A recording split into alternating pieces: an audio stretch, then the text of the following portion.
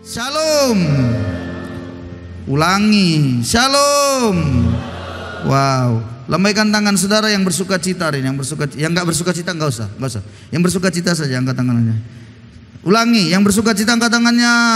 Oh, semua bersuka cita. Amin. Saya tahu dompet Anda tidak penuh, tapi tetap bersuka cita. Haleluya, saudara-saudara. Saya tahu Anda punya mungkin sakit, tapi dengarkan baik. Bersukacitalah senantiasa, sebab sekali lagi kukatakan bersukacitalah. Sukacita di dalam Tuhan itulah jaminannya, bukan sukacita karena uang. Amin. 2 minggu kurang lebih saya berada di luar Nias dan saya berada di Jakarta, Malang. Di Malang itu ada rapat kerja nasional sinode kita. Dan karena saya termasuk salah satu unsur ketua sinode, maka saya dengan teman-teman pengurus yang lain merumuskan banyak hal dalam rapat kerja tersebut. Tetapi juga dari semuanya itu, dari awal sebelum berangkat saya sudah diminta, karena kami sudah rapat sebelumnya lewat Zoom, diminta untuk saya berangkat ke Papua. Dan tentunya ini sebuah pergumulan buat saya. Kenapa? Karena memang dari sisi keuangan itu dari Jakarta ke Papua itu bukan murah ya. Kemarin itu ini tiket yang lebih seasonnya atau musim yang terbilang murah. Yang murahnya itu pun 4 juta. Biasanya kata kawan-kawan ada 8 sampai 10 juta dari Jakarta ke Papua terbangnya, dan kemudian baliknya bisa mahal lagi gitu. Tapi anugerah Tuhan kami boleh sampai di sana dan kami bisa kembali lagi. Pertolongan Tuhan luar biasa. Teman-teman di Papua sekarang sedang membawa banyak berita Injil kepada banyak anak-anak muda di sana.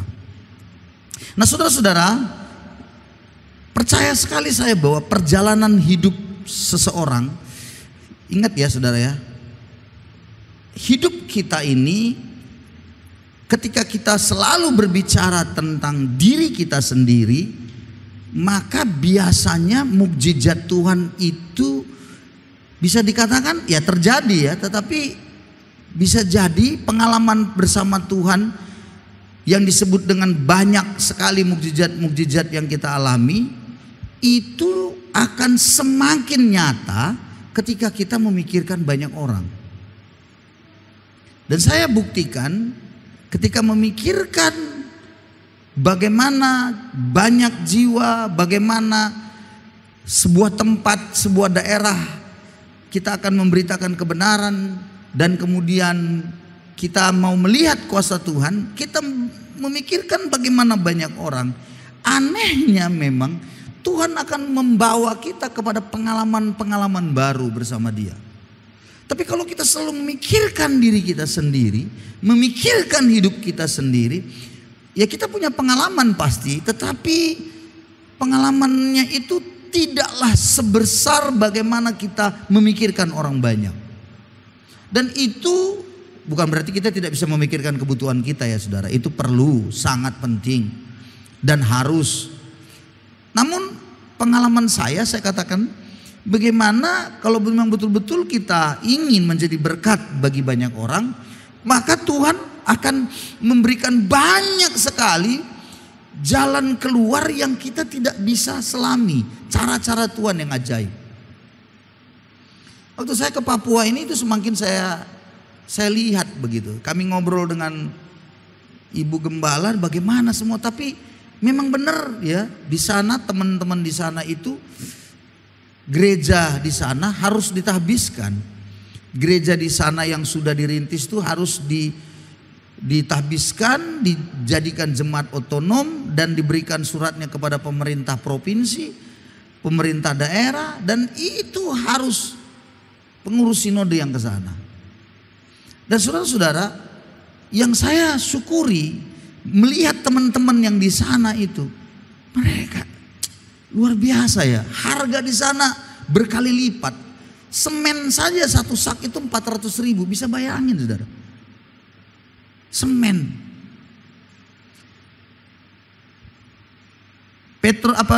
Minyak, bensin Saya dulu sudah bilang kan, Pak Jokowi zamannya dulu kan itu kan satu harga semua. Ternyata begitu sudah selesai Pak Jokowi, udah balik lagi 1 liter di sana 50.000. Bayangin coba. 50-50 ribu. Makan saya sampai kaget. Ikan di situ ya, ikan bakar begitu ya. Ya memang begitulah di sana, mahal sekali. Tapi yang saya lihat teman-teman tidak ada di sana yang mengeluh. Mereka sudah biasa dan mereka semangat tuh melayani terus. Sekarang sedang dirintis pelayanan yang ada di Wamena, Timika, Pegunungan Bintang dari Pegunungan Papua Tengah, Tobelo, dan kemarin itu ada yang di Tobelo itu bersiap untuk dijadikan menjadi jemaat otonom lagi. Teman saya dalam pelayanan di pengurus juga namanya Pak Yopi, dia itu juga punya pengalaman indah. Untuk pulang itu sebenarnya terus terang bingung bagaimana dia bisa pulang. Tiket tuh belum ada bagaimana. Tapi percaya, tersenyum, kami tertawa, kami melayani. Dan Tuhan sediakan juga dengan caranya yang unik. Dan dia harus tinggal di sana, dia terbang lagi dari Sentani ke Timika, Papua. Timika itu daerah Freeport. Sekali terbang 700.000 pesawat Wings Air. Dari Timika kalau mau terbang lagi berangkat lagi ke Wamena lagi. Dan saya melihat bagaimana pergerakan Tuhan. Tanah Papua, sangat banyak orang percaya bahwa Papua itu adalah ujung bumi. Para teolog, para guru-guru Alkitab mengatakan, banyak yang mengatakan bahwa Papua adalah ujung bumi. Maka sekarang banyak orang berdoa untuk Papua dan saya percaya tidak kebetulan. Pelayanan gereja kita ada di sana juga. Dan saya kontak beberapa teman-teman di sana untuk bisa bahu-membahu bersama-sama. Karena banyak anak-anak Papua itu yang berangkat ke Jogja kuliah. Gereja kita yang di Jogja lah merekrut mereka, memuridkan mereka, dan sampai akhirnya mereka kembali. Ada yang sudah jadi pegawai negeri, ada yang kemarin itu sudah jadi komisi, masuk dalam komisi yudisial. Dia yang mengecek hakim-hakim nakal semua di sana. Dan kami banyak cerita. Dengan semua cerita mereka yang unik-unik, saya bilang saya mau kembali lagi. Dan tahun depan saya rasa mereka akan buat sesuatu yang lebih besar lagi, gebrakan lagi. Itulah tanah Papua. 25 tahun saya berdoa untuk Papua, baru kemarinlah saya sampai di Papua. Mereka mungkin terbelakang, ada banyak lah, saya tidak mau cerita. Kalau mereka cerita pada saya mengapa sampai begitu, itu semua seperti sudah benang kusut. Tetapi yang saya mau katakan, mereka itu sebenarnya pintar-pintar. Coba bayangkan saudara-saudara, mereka mau membeli sesuatu barang, itu yang tidak tahu namanya. Tidak tahu namanya, dan uniknya mereka bisa mendeskripsikan dengan baik apa yang mereka mau beli. Mereka mau beli kelambu, nggak tahu namanya kelambu, tapi dia cuma bilang, beta mau beli itu barang. Apa itu? Yang beta di dalam, nyamuk di luar. Nah kan hebat itu sudah. Hebat nggak itu sudah? Dia bisa mendeskripsikan dengan baik. Saya di dalam, nyamuk di luar katanya. Lalu tokonya bilang yang ini, itu sudah kelambu, nggak tahu dia namanya, tapi dia bisa mendeskripsikan begitu baik. Anda coba beli sesuatu, belum tentu pasti apa ini, itu loh, itu kan begitu. Nggak tahu, orang juga yang jual toko juga nggak tahu. Tapi karena dia berani bilang, saya di dalam, itu nyamuk di luar, langsung kelambu kan. Hebat kan, saudara-saudara. Saya mendengar ada seorang profesor Yohanes Surya. Bapak ini memang cinta pada pendidikan dan dia adalah cinta Tuhan, anak Tuhan. Beberapa tahun yang lalu saya dapat kabar memang ya. Dia bilang kepada bupati-bupati yang ada di Papua, kumpulkan sama aku anak-anak paling bodoh menurut kalian yang ada di desa di mana. Kumpulkan. Mari kirim sama saya. Dicari menurut mereka paling bodoh. Lalu Pak Yohanes Surya mendidik mereka betul-betul dalam beberapa tahun. Kemarin terakhir berita bahwa anak-anak Papua yang dididik Yohanes Surya sudah menjadi juara-juara Olimpiade Matematika tingkat Asia, dunia, juara Olimpiade Fisika yang luar biasa. Saudara-saudara, sekali lagi banyak orang sedang melihat ke Papua. Saya mau nanti kapan saya juga kepingin mereka cerita. Kalau mereka ada di Papua Tengah, mereka bisa video kah apa. Nanti kita bisa tampilkan supaya kita punya hati misi untuk Indonesia ini. Ya, jangan cuma kita mikirkan diri sendiri. Oke, itulah sedikit kesaksian saya, dan saya berharap Anda semua tidak pernah bosan-bosan untuk memikirkan diri kita ini harus menjadi berkat bagi banyak orang. Nias ini, Gunung Sitoli ini, dan sudah kemarin dilantik oleh Presiden bagaimana para pemimpin-pemimpin setiap daerah, kabupaten, kota. Kita perlu terus berdoa, biarlah Nias ini, tanah Nias, betul-betul mengalami kebangunan rohani, mengalami kemajuan yang luar biasa. Amin. Amin. Oke, kita akan melihat firman Tuhan. Tema bulan 2 ini adalah bergerak maju bersama Tuhan. Nah, kita akan coba lihat firman Tuhan, apa saja hal yang penting untuk Anda bisa mau bergerak maju bersama Tuhan. Saya jemput kita untuk melihat kebenaran Yosua pasal 1 ayat 1 sampai yang keempat. Saya akan baca ayat yang ganjil, Bapak Ibu Saudara ayat yang genap, ya. Saya baca ayat yang ketiga dan 4. Ayat 4 kita baca bersama-sama. Saya baca ayat pertama, Yosua pasal 1 ayat yang pertama. Perintah Tuhan kepada Yosua untuk merebut tanah Kanaan. Sesudah Musa hamba Tuhan itu mati, berfirmanlah Tuhan kepada Yosua bin Nun abdi Musa itu. Demikian. Ayat yang kedua silakan baca.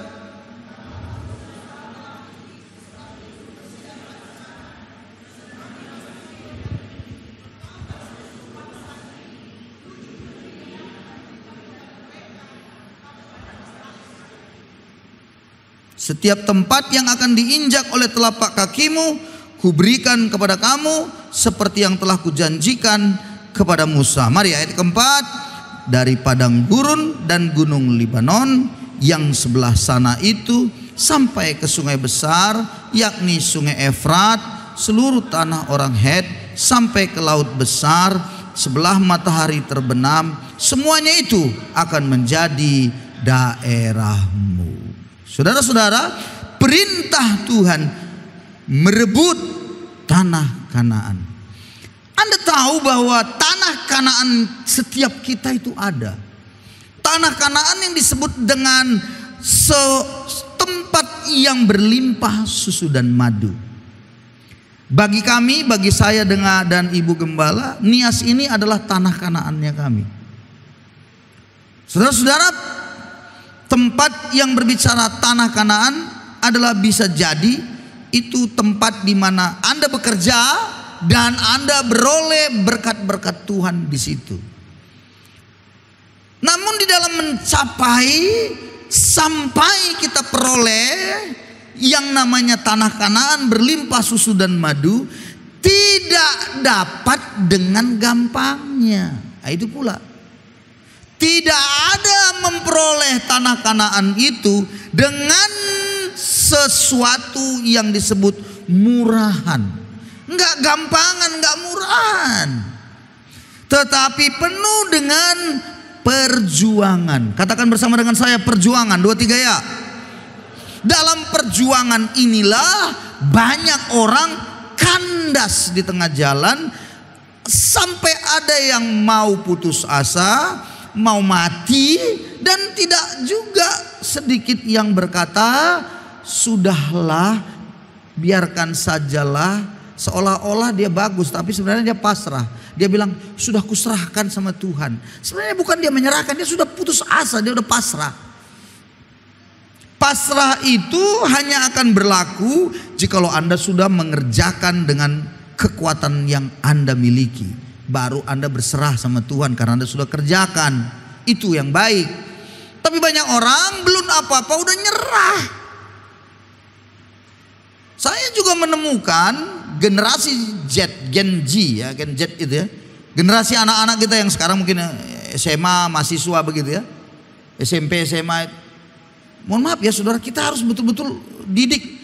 Karena ternyata anak-anak milenial yang disebutkan itu juga adalah anak-anak yang gampang menyerah.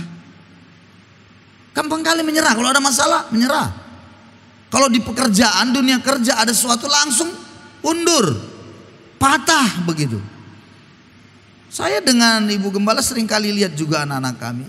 Kami selalu bilang, kenapa kok gampang kali nyerah gitu loh.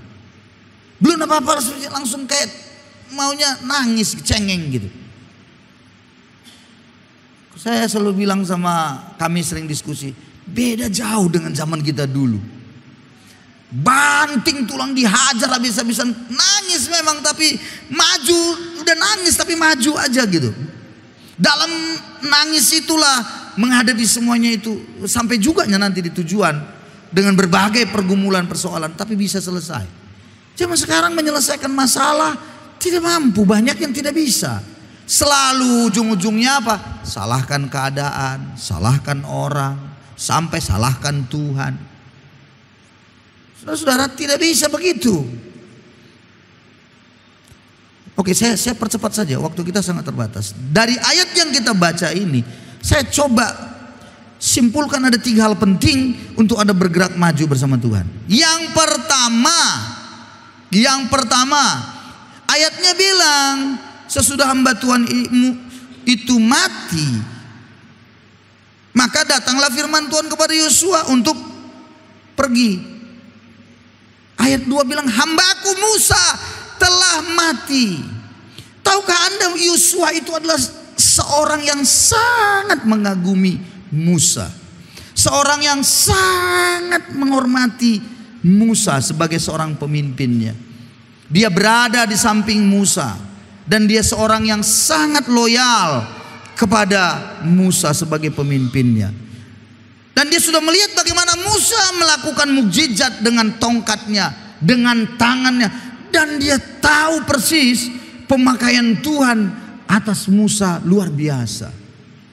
Tapi kemudian Tuhan bilang, hambaku Musa telah mati. Tahukah Anda maksudnya itu? Jangan kau pikirkan lagi yang sudah mati itu. Udah selesai. Bahasa saya kasih sebuah kalimat untuk Anda bergerak maju bersama Tuhan. Yang pertama, Anda harus tahu bahwa Anda tidak boleh hidup di masa lalu. Sudah selesai. Sudah mati itu ya sudah. Hidupmu kau harus jalani. Yang di masa lalumu kau punya banyak mungkin kesalahan, kegagalan. Oke, belajar dari situ. Tutup lembaran, jangan kau ingat-ingat semuanya kekurangan kesalahan itu lagi. Hambaku Musa telah mati. Itu berarti Yosua harus berpikir ke depan. Tidak melihat ke belakang lagi. Tahukah Anda ada banyak orang hidupnya di masa lalu. Nangisnya itu sedihnya terus di masa lalu. Sehingga gak berbuat apa-apa untuk menuju ke depan. Di situ terus berputar-putar terus di situ. Lalu berkata seandainya lah tadi. Seandainya lah tadi. Coba bayangkan kalau Yosuanya bilang, seandainya lah Musa masih hidup. Seandainya lah dia masih memimpin. Udah lewat, udah mati, udah selesai bagiannya. Bagianmu sekarang seberangi sungai Yordan ini. Tugas Musa sudah selesai. Itu artinya masa lalunya sudah selesai.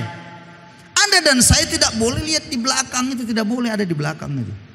Anda dan saya perlu untuk berpikir bahwa saya hanya menjadikan masa lalu sebuah kenangan biasa. Bukan hidup di dalam masa lalu itu.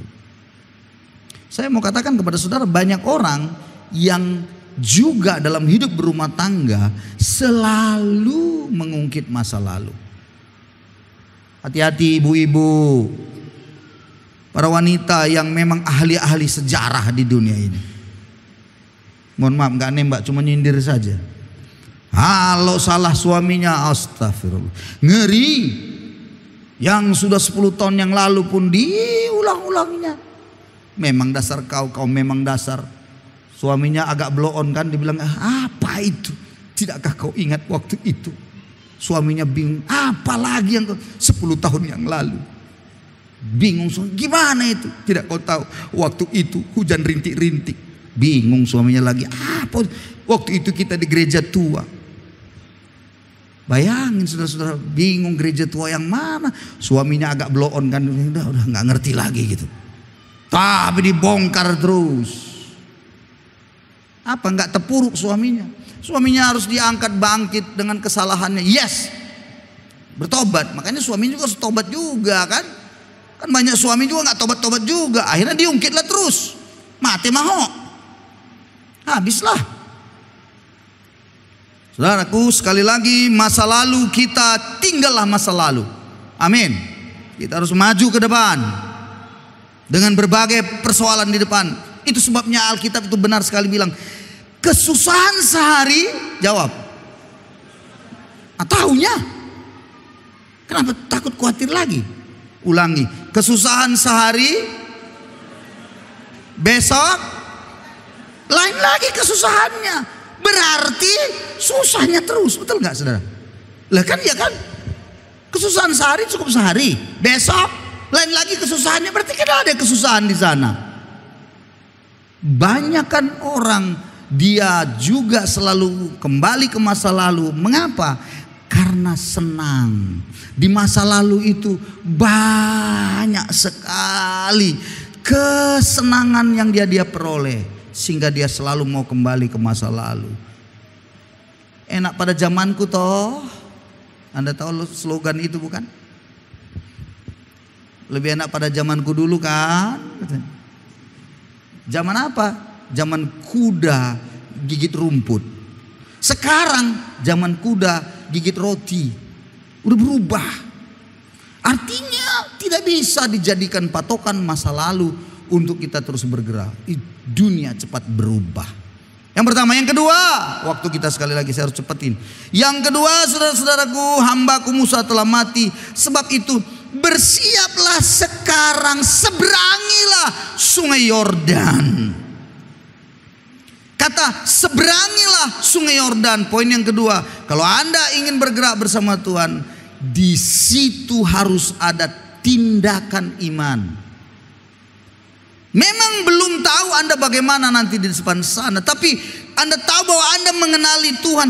Tindakan Anda, bergeraklah. Jangan di tempat yang sama.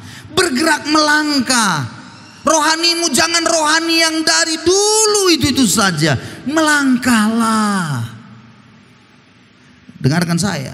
Banyak orang, kenapa dia tidak bertindak-tindak? Biasanya itu dua, memang dua, ini dua penting saja. Nggak bertindak. Yang pertama, dia tidak punya hubungan baik dengan Tuhan dalam hidupnya. Dia nggak bisa mengenali pesan Tuhan ini untuknya atau bukan. Bahasa kerennya bilang dia tidak peka akan suara Tuhan. Orang yang tidak memiliki hubungan dengan Tuhan akan sulit sekali dia bertindak dengan imannya. Karena iman hanya akan diperoleh melalui hubungan dengan Tuhan. Hubungan itu perenungan firman. Baca firman Tuhan. Karena Roma 10:17 bilang iman timbul dari pendengaran, pendengaran kan firman Kristus. Iman itulah yang akan Anda taruh dalam renungan Anda. Mazmur 119 ayat 105 bilang, firmanmu adalah pelita bagi kakiku dan terang bagi jalanku. Firman itulah menjadi terang Anda, menuntun Anda. Bacalah firman Tuhan ini, renungkanlah firman Tuhan ini dengan baik, supaya Anda bisa melangkah dengan iman. Hubungan Anda dengan Tuhan harus terus terjaga. Amin. Itu yang pertama, yang biasanya orang sulit sekali dia melakukan tindakannya untuk bertindak itu. Nggak punya hubungan dengan Tuhan, nggak pernah renungkan firman. Dan yang kedua, apa yang membuatnya? Firman itu memang didengar. Kata Alkitab, firman itu tidak tumbuh. Mengapa?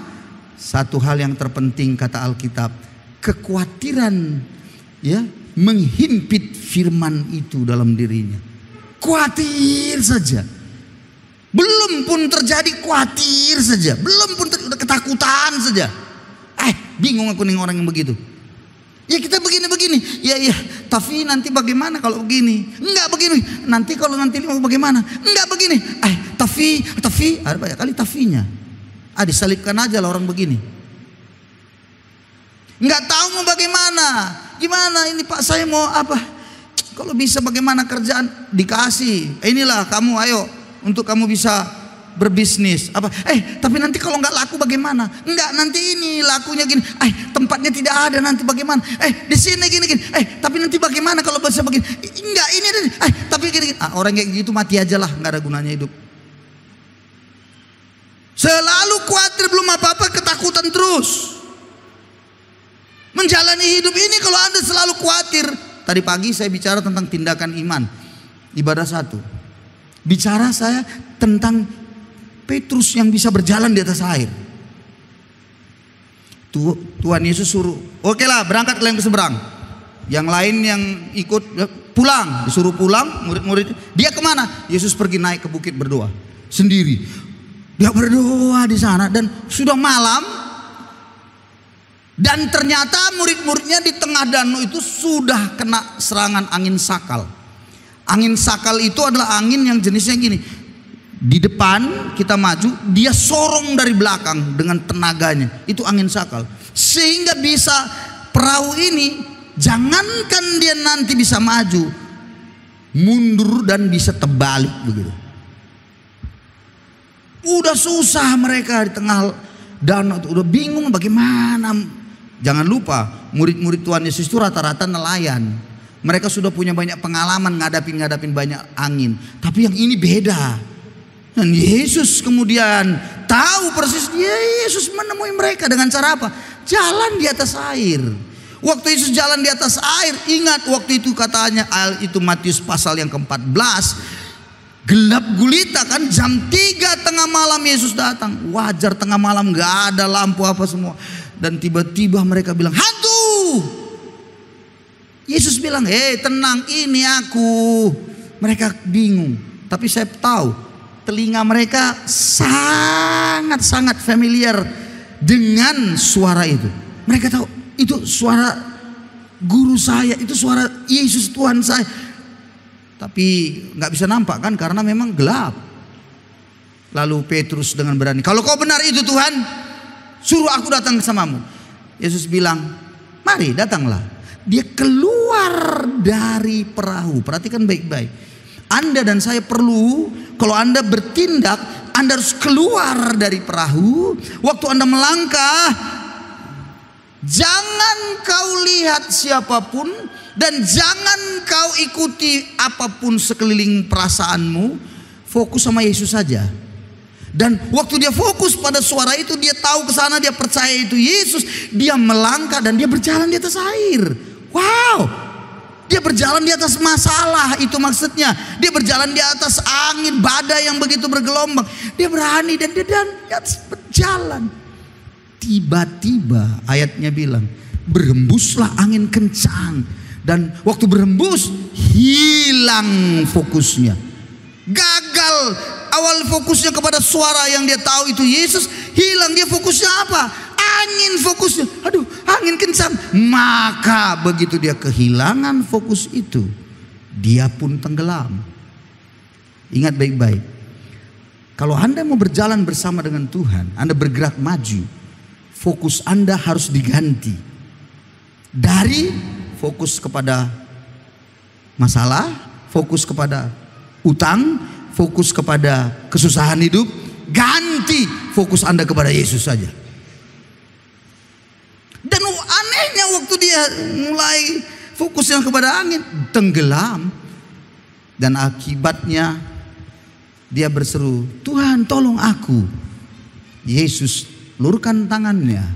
Yesus angkat, tarik tangannya. Dan Yesus berkata satu kalimat penting.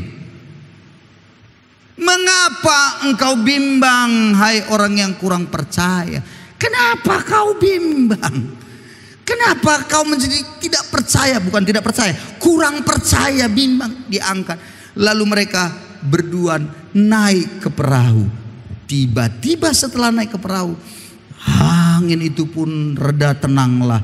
Semua gelombang pun semua tenanglah. Halo, Anda tahu kalau Anda mau bicara tentang bergerak maju, tindakan iman Anda harus ada.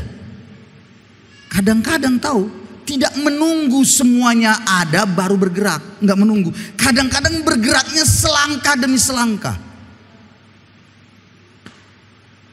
Waktu Abraham disuruh Tuhan, pergilah engkau dari tanah leluhurmu ini di Ur Kasdim, pergi engkau keluar berangkat ke negeri yang akan kujanjikan kepadamu. Udah tahu dia mana negeri itu? Belum, tapi karena Tuhan dia tahu, dia kenali, dia tahu sekali lagi melalui hubungan dengan Tuhan, dia tahu ini adalah Allah yang benar, ini adalah Allah yang sesungguhnya. Dan dia mulai melangkah. Waktu dia melangkah, dapat tuntunan kemana dia melangkah. Satu tempat ke tempat lain, satu tempat ke tempat lain, sampai akhirnya dia sampailah di tanah perjanjian. Ingat saudara-saudara, kalau Anda mau bergerak maju, ingat tidak semuanya tersedia dulu, lengkap dulu baru Anda melangkah. Tidak, itu bukan cara Tuhan.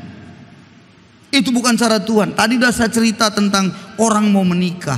Ada orang takut menikah, kenapa? Takut gak punya uang, takut segala macam. Tadi pagi saya sudah ceritakan bagaimana saya awalnya bisa menikah. Itu semua langkah iman.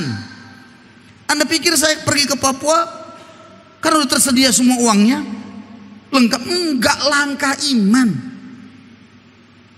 Semuanya kita harus sadar, fokusnya harus Tuhan dalam mengerjakan segala sesuatu. Maka tindakan Anda lihat iman, Anda harus percaya bahwa yang Anda fokus itu adalah Tuhan yang besar. Itu sebabnya tadi pagi saya sudah bilang, seorang hamba Tuhan harus bangga dengan Tuhan. Apakah engkau bangga dengan Tuhan atau tidak? Anda harus bangga kau punya Tuhan yang besar. Anda harus punya sebuah kekuatan iman dalam berkata, aku bersyukur punya Tuhan yang mengasihi aku, yang betul peduli akan aku. Harus begitu. Itu tindakan iman Anda melangkah. Dan yang ketiga, waktu sekali lagi, yang ketiga yang terakhir, bagaimana Anda mau bergerak maju? Ayat yang 3 dan 4 itu adalah janji Tuhan. Setiap tanah yang kau injak, telapak kaki kuberikan, dari mulai padang gurun dan gunung Libanon sampai sungai Efrat. Itu artinya saudara-saudara, janji Tuhan itulah yang harus kau pegang. Jangan kau pegang janji manusia, kecewa kau nanti. Jangan kau pegang janji pejabat, apalagi ngomong kosong kadang-kadang. Jangan kau pegang janji siapapun, janji manusia, jangan. Kau pasti akan kecewa. Kau peganglah janji Tuhan, kau tidak akan kecewa. Amin, saudara-saudara. Pegang. Sekarang pertanyaan saya dulu, kau menjalani hidup semalam sama anak-anak kita yang di pelajar, saya ingatkan. Saya tanya, kalau kau pergi ke seberang, pergi kau melangkah, merantau. Pertanyaan saya bilang, janji Tuhan yang mana yang bisa kau pegang? Apa janji Tuhan yang kau pegang? Banyak di antara mereka bingung. Saya bilang, bukankah banyak ayat-ayat hafalan yang hari-hari tiap bulan ada?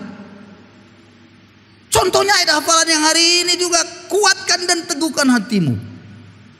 Nah, itu kan, jangan kecut dan tawar hati. Bukankah itu juga janji Tuhan? Katakan amin.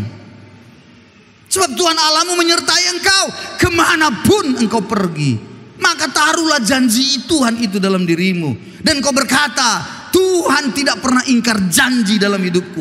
Dia pasti akan menyertaiku. Makanya kau sungguh-sungguh dalam Tuhan. Tidak akan pernah dikecewakannya, percayalah. Udah puluhan tahun, 30-an lebih aku mengikut Tuhan. Sungguh-sungguh di dalam Tuhan. Sampai hari ini saya mau katakan, tidak pernah dia mengecewakan. Ada saja cara-cara Tuhan. Cuman kalau kau berharap kau jadi orang kaya karena mengikut Tuhan, mohon maaf saja. Nggak ada ceritanya, karena Yesus tidak pernah menjanjikan kaya. Itu masalahnya. Yesus tidak pernah menjanjikan hidupmu akan menjadi senang karena banyak hartamu. Nggak ada. Yesus nggak pernah menjanjikan. Justru tadi menurut tadi nyanyian kita apa? Salib. Nyanyian tadi kan bilang begitu. Saliblah yang harus kita akan terima. Salib itulah yang membuat kita hari lepas hari tanda bahwa Anda anak Tuhan itu ada salibnya. Salibnya itu bukan di sini. Bukan di sini salibnya, bukan di sini. Bukan di sini. Apalagi kalau taruh di sini salib begitu kan. Bukan di situ. Bukan di situ. Salibnya itu ada tanda salib dalam diri Anda. Itu orang bisa lihat bahwa kau menderita karena mengikut Tuhan. Kau sulit mengikut Tuhan karena mengikut. Dan waktu kesulitan penderitaanmu, kau tetap setia. Kau tetap berjalan dalam Tuhan. Orang-orang akan tertarik denganmu. Halo, yang perempuan, dengarkan saya, yang wanita. Kau mau lihat banyak pria, cowok-cowok tertarik padamu? Yang belum menikah ini tentunya. Jangan mama udah terlalu terlambat. Ini saya cerita ini anak-anak yang belum menikah ini. Kau mau tahu bagaimana caranya orang tertarik padamu? Ada tanda salib dalam dirimu, penderitaan dalam dirimu begitu berat, tapi kau bisa tersenyum, kau bisa tertawa, kau kuat. Tandanya kau anak Tuhan. Halo, siapa di sini yang suami yang tidak suka kalau istrinya tersenyum? Ibu gembala kalau ketemu saya itu paling ku senang itu selalu pasti tersenyum. Anda bisa tanya semua dia.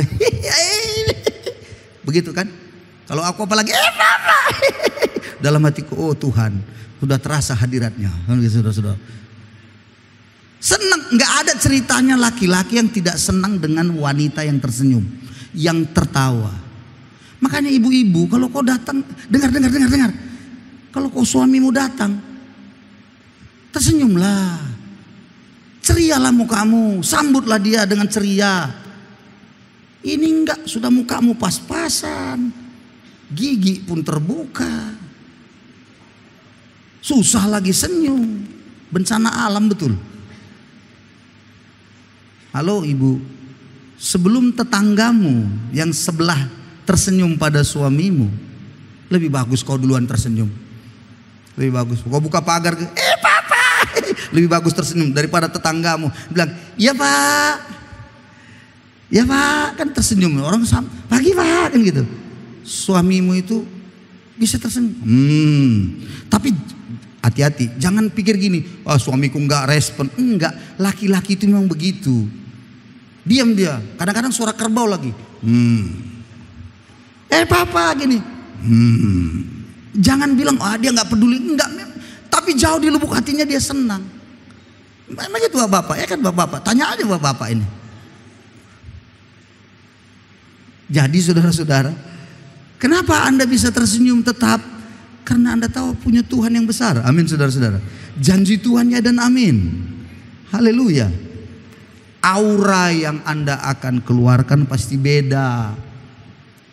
Aura, tahu bahasa sekarang tuh aura namanya ya. Aura positif atau energi positif. Dikeluarkan begitu. Orang senang ketika dekat denganmu, orang senang. Kan begitu dia. Tapi sebenarnya yang paling penting, kenapa kau bisa gembira? Kenapa kau bisa senang? Walau penderitaan banyak, dalam kau berjalan, bergerak maju, banyak kesusahanmu. Jawabannya, karena kau tidak berpegang pada janji mereka. Amin. Kau tidak berpegang pada janji manusia, tapi kau berpegang pada janji Tuhan dalam hidup. Janji Tuhan yang tidak akan pernah saya lupa sampai hari ini. Dari awal saya dulunya ikut Tuhan. Itu adalah Yeremia 17 ayat 5 sampai seterusnya. Dia bilang begini kan, Alkitab bilang begini, terkutuklah orang yang mengandalkan manusia, yang mengandalkan kekuatannya sendiri, yang hatinya jauh daripada Tuhan. Ia akan seperti semak bulus yang ditanam di padang gurun asin yang tidak berpenghuni. Tidak pernah dia bisa mendapat apa yang disebut hari baik, tetapi yang semuanya di dalam hidupnya itu selalu akan mengalami kesusahan. Ayatnya bilang, tetapi Yeremia 17 itu ayat yang ke-6 dan selanjutnya, ayat yang ke-7 dan selanjutnya 8 bilang, tetapi diberkatilah orang yang mengandalkan Tuhan. Katakan amin. Yang menaruh harapannya pada Tuhan. Ia akan seperti pohon yang ditanam di tepi aliran air. Akarnya merambat ke batang air. Tidak pernah layu, daunnya tidak layu. Bayangin saudara-saudara. Dan menghasilkan buah. Ada musimnya. Anda dan saya, andalkanlah Tuhan. Jangankan andalkan siapapun. Itu sebabnya kalau Anda ada yang menolong Anda hari ini, jadikanlah itu menjadi sebuah catatan buat Anda. Bahwa dalam pertolongan orang, ya, saya ini dibantu. Termasuk saya mikir tiket saya untuk pulang itu anugerah loh. Iya, saya cuman telepon-teleponan sama teman, gimana, saya mau ke Papua. Udah ada tiketmu? Nggak ada, gimana? Ya sudahlah. Kapan kau pulang? Nah itu kan luar biasa itu. Nah, pulanglah saya. Saudara-saudara, dengan semua itu saya cuma bilang sama Tuhan, dengarkan saya baik-baik. Kalau engkau andalkan Tuhan, Tuhan bisa gerakkan banyak orang akan menolong engkau. Tapi kalau kau andalkan manusia, andalkan kekuatanmu sendiri, tertutuplah pintu pertolongan dalam hidupmu. Itu dia maksudnya ayat itu, terkutuklah mengandalkan kekuatan sendiri. Jadi saudara-saudara, mari kita semua siapkan hidup ini. Ada 3 hal tadi. 1, jangan lagi kembali kau ke belakang di masa lalumu, jangan hidup di masa lampaumu. 2, ingatlah bahwa kau harus bertindak. Jangan sampai kau nggak ada tindakan, tapi tindakanmu adalah tindakan iman. Dan yang terakhir, peganglah janji Tuhan dalam hidup. Pulanglah ke rumah engkau, bawalah firman ini, taruh dalam hatimu, dan kau bersemangat menjalani hidup karena Tuhan menyertai bersama kau. Mari kita beri tepuk tangan pada Yesus kita yang luar biasa itu. Haleluya. Tundukkan kepala. Bapa, terima kasih.